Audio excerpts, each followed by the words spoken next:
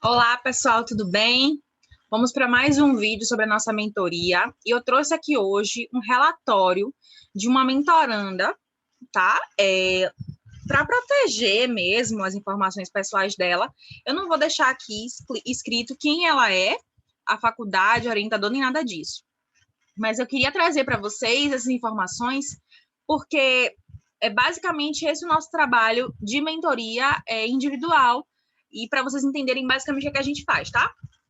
Ela trouxe para a gente que está realmente com dificuldades em produzir, em o que colocar em cada capítulo, como começar, como continuar. Ela chegou com uma dificuldade de construção de título de tema. A gente ajudou ela na construção do tema, porém o título ainda está em produção, por isso que eu não coloquei aqui, tá? Então, a gente vai aqui trabalhar as questões realmente relacionadas ao tema e, posteriormente, essa questão do título vai ser trazida porque ela realmente não é essencial para esse momento do trabalho. Para vocês entenderem, ela está realmente do zero, não tem o primeiro capítulo, nada disso. Então, vamos lá. Aqui, o primeiro capítulo dela, ela quer falar sobre direitos fundamentais. Então, uma coisa que é essencial no trabalho monográfico é você trazer o histórico. Por quê? Porque se você traz o histórico, você demonstra para a sua banca que você teve cuidado em pesquisar aquele tema, em estudar aquele tema e em trazer um máximo possível de doutrina e jurisprudência, obviamente, no caso de direito, né? E jurisprudência, e demonstrar que você tem conteúdo para falar sobre o que você está ali tratando. Obviamente, na graduação, a gente não tem essa carga toda. Porém, um breve histórico você tem completas condições de criar, até porque os livros às vezes trazem isso já completos. No caso dela aqui, ela precisa falar sobre o histórico de direitos humanos e fundamentais aliados ao movimento constitucional. Então, o que foi que eu sugeri a ela? Que ela trouxesse uma caixa do trabalho. Então, gente, ponto 1 é a introdução, né? Ponto 2, começa lá, histórico de direitos humanos. Ao invés de você fazer assim, ó, tem gente que faz assim, ó. Capítulo 2, no caso, né? Histórico, nananana. Aí aqui já começa, 2.1, nananana, escrevendo. Não, aqui você tem que trazer um contexto todo bonitinho, tá? E aí aqui foi que eu sugeri a ela que fizesse isso. Comece falando sobre a caixa do seu trabalho, disserte em um parágrafo ou dois, como uma introdução breve do que será ali descrito. Então, aí aqui ela fala sobre isso, traz umas 3 doutrinas de direitos humanos em citação direta, traz um conceito criado por ela, a partir desses 3 conceitos, né, obviamente, esclarece a distinção entre direitos humanos e fundamentais, puxa um gancho no final para poder linkar com o 2.1, que é onde ela vai trazer a elucidação sobre o movimento constitucional. Nesse caso aqui, dessa mentoranda, o movimento constitucional ele tem os mesmos momentos dos direitos humanos em muitos aspectos. Então, é interessante que ela faça esse link, porque para ela o trabalho vai de uma vez só. Ela não precisa falar sobre direitos humanos, sobre movimento constitucional e sobre direitos fundamentais. Não. Ela, na mesma linha, ela consegue seguir e falar sobre tudo, sem precisar abrir tantos parênteses, sabe? Então, aqui vamos falar o seguinte, que ela vai... Aqui, sim, ela vai abrir o histórico todo de direitos humanos, onde ele existe, vai trazer a questão da Segunda Guerra, etc, etc, etc. Aí, no meio disso, ela vai colocar o movimento constitucional, que ele vem exatamente no meio, né, dessa discussão sobre direitos humanos e fundamentais. E aí ela começa a falar disso, de direitos humanos fundamentais, como a gente tem essa percepção atualmente. Aqui eu trouxe sugestão de doutrina para ela, e é uma coisa que eu acho essencial da gente falar. Isso aqui desconstruiu tudo. Da gente falar aqui nesse vídeo. Gente, capítulo histórico, você não precisa se encher de material.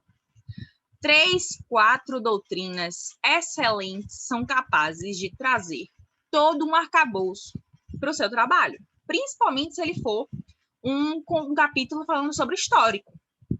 Entende? Que eu acho que é uma sacada você colocar no seu trabalho, principalmente na monografia. Porque, observe, a monografia ela tem, em média, 60 páginas.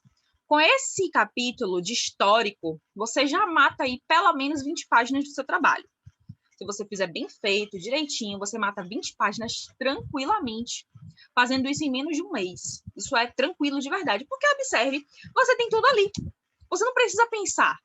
Você só precisa reproduzir o que está nos livros.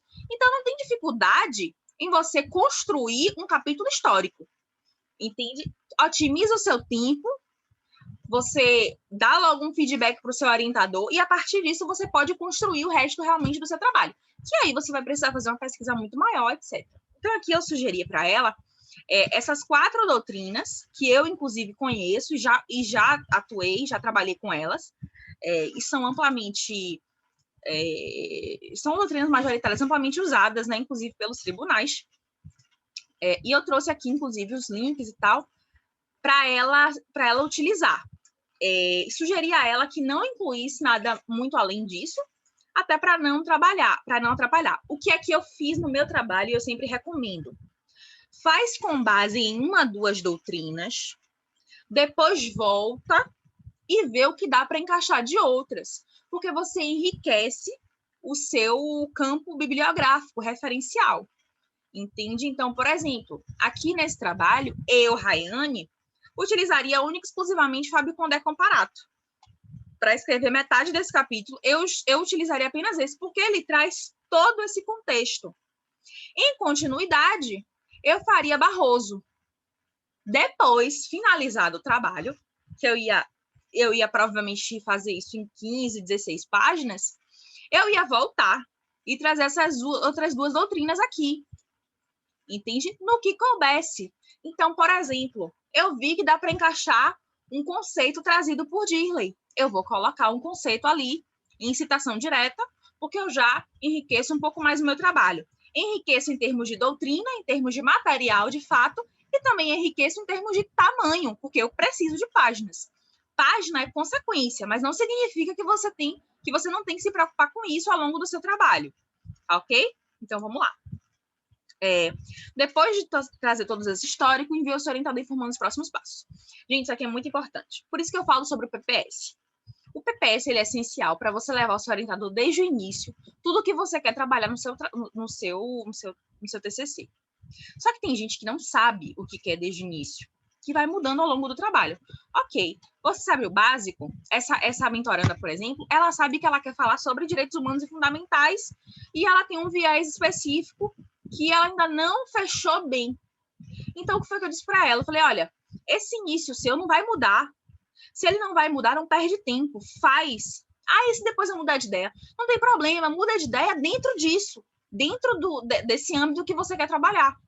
Porque você não muda de ideia a ponto de não querer mais falar sobre direitos fundamentais. Ela agora vai falar sobre direitos fundamentais relacionado a, sei lá, a dignidade da pessoa humana, relacionado a direitos internacionais, enfim, não interessa o motivo, a pandemia, o direito à saúde, políticas públicas, tudo isso cabe aqui.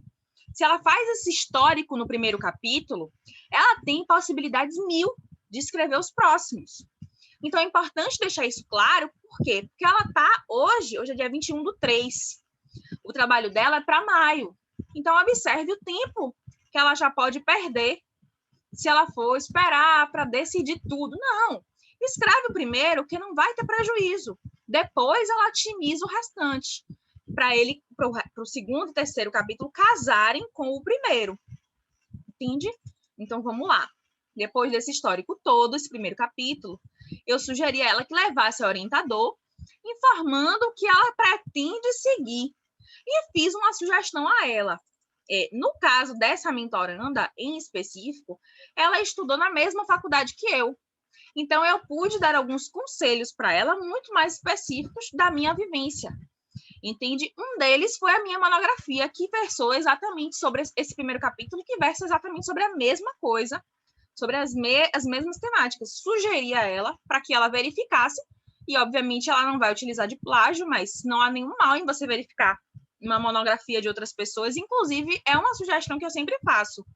Visitem os repositórios, analisem o conteúdo de mestrado, de dissertação de mestrado, de doutorado, para que vocês consigam ter alguma inspiração para poder escrever, tá?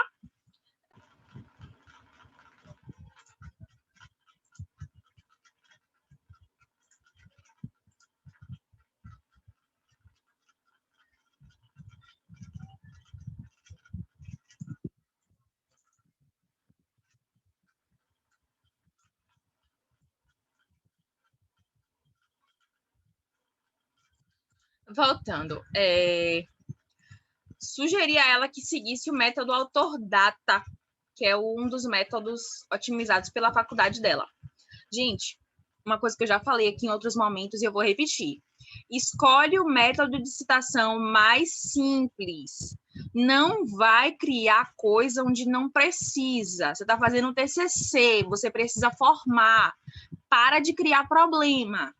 Facilita a tua vida e cria as coisas de forma a otimizar o seu tempo, que você não tem. Você tem 6 meses para produzir um trabalho, às vezes menos que isso, tá? Para você poder formar. Você já passou 5 anos, 4 anos na universidade, então é hora de finalizar. É um simples requisito que você precisa cumprir. Eu sugeri que ela seguisse esse método autor-data, porque foi um método, inclusive, que eu utilizei. Aquele método simplesinho, você pega, chega no final do trabalho, escreve no final, sei lá, o sobrenome do autor, o ano e a página. Pronto, acabou. No final, traz a referência toda lá, fulano, 2016, enfim, o que for. E aí você traz todas essas informações no finalzinho das referências. Mas as citações precisam ser as mais simples. Por que eu estou dizendo isso? Porque você não precisa pagar alguém para fazer. Porque você não precisa se preocupar muito com o que vai ser feito, entende? Isso aqui é simples, porque lá nessa faculdade dela, que foi a minha, eles têm um método de rodapé, que você tem que colocar aqueles termos latins. Id, ibidem. E eu, sinceramente, nem aprendi. Eu escolhi o método mais simples para facilitar a minha vida. E uma coisa que eu disse para ela foi o seguinte: tem gente que escolhe o método com base nas páginas, que escolhe o método mais difícil para poder. Porque fica um monte de rodapé enorme e aí come página. Só que quando você vai ver no final, foram 2, 3 páginas. Cara, você está fazendo um trabalho de 60 páginas, você vai ficar mesquinhando por conta de uma página, 2. Vergonha, né? Vamos combinar que isso aí não facilita a vida de ninguém. Você aprendeu um método super mais difícil para poder chegar no final e ganhar 2 páginas? Me poupe, né? Ridículo. Então faz o mais fácil, tá tudo certo. Agora sim, né? Tudo é com base no que o seu orientador também pedir.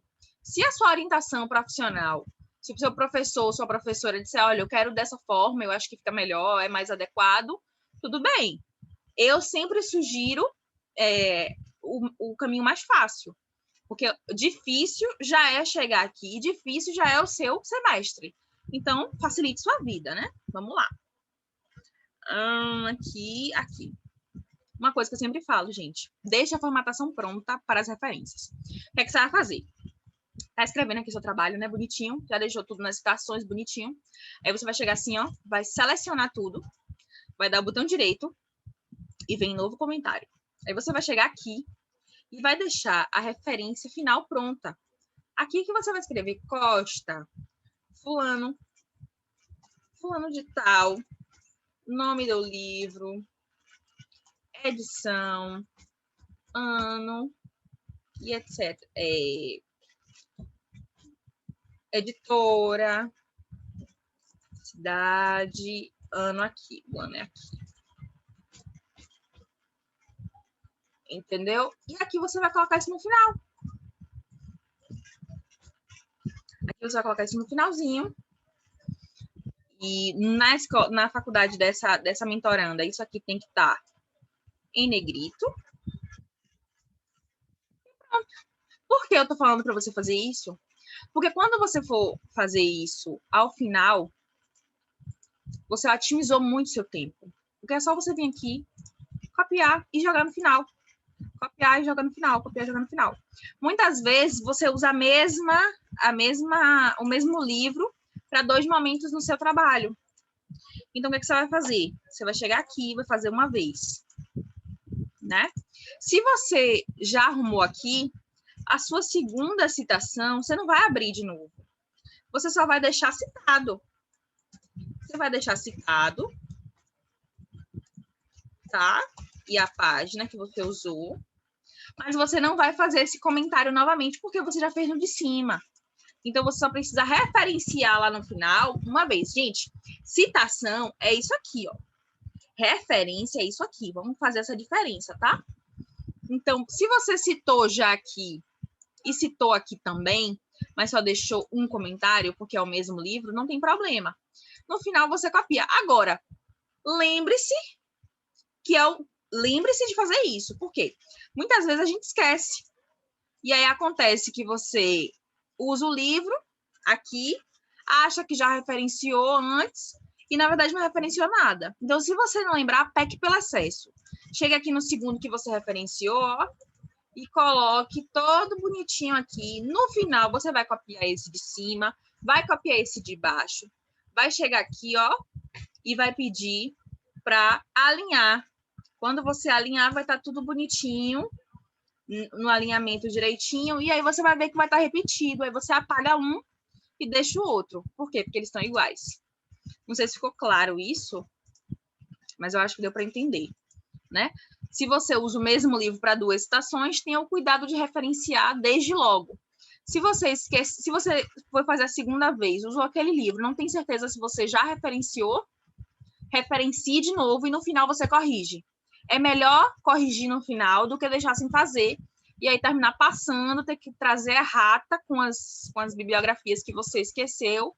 Enfim, no meu trabalho, inclusive, eu tive uma errata enorme, porque eu não fiz isso, e aí o meu primeiro capítulo ficou praticamente sem nenhuma referência.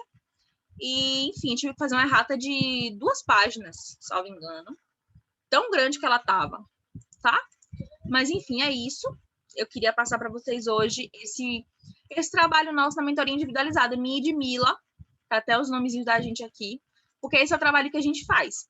Nesse meio tempo que eu estou falando com vocês aqui, nós temos um grupo específico da mentoria com essa aluna, e nós ficamos eu, Mila e essa aluna juntas num grupo, tá? No WhatsApp, onde a gente consegue se comunicar de forma mais dinâmica e a gente traz para ela todo esse suporte de relatórios, de mentoria, de dúvidas que ela precisa, perguntas que ela tem no dia a dia, sugestões de sumário, sugestões de doutrina, até porque essa mentoranda em específico, ela tem um tema muito semelhante ao que eu e Mila fizemos. Então, a gente tem um pouco mais de conhecimento sobre o trabalho dela do que a gente tem no geral, tá? Então, é por isso que a gente consegue dar um suporte melhor a ela. Temos uma outra mentoranda que eu vou trazer para vocês depois do relatório dela e a gente vai conversar um pouquinho sobre isso, ok? Eu espero que vocês tenham gostado. Foi basicamente isso que eu queria trazer para vocês, porque eu acho que não ficou tão claro como é que funciona a nossa mentoria individual.